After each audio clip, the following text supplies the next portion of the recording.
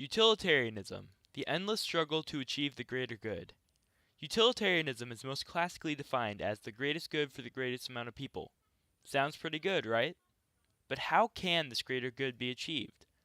Through my inquiry, I've seen that utilitarianism can be achieved on two levels, which I'll explain shortly.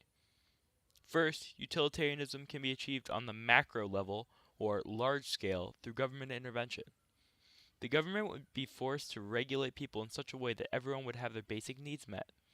At first glance, this sounds like a good idea, but it also sounds eerily similar to the ideas of the communist regimes of Mao Zedong or Vladimir Lenin.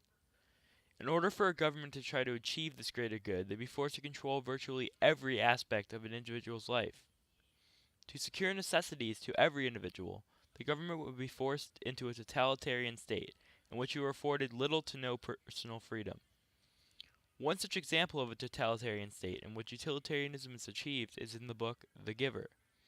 The Giver is a science fiction novel that illustrates a totalitarian state in which you don't have the right to pick your job, your friends, or even your spouse.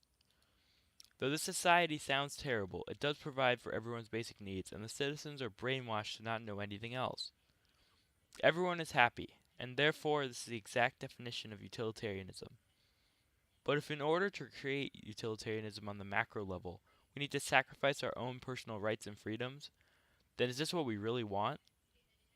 The other, much more attainable version of utilitarianism is utilitarianism on the micro level, or small scale.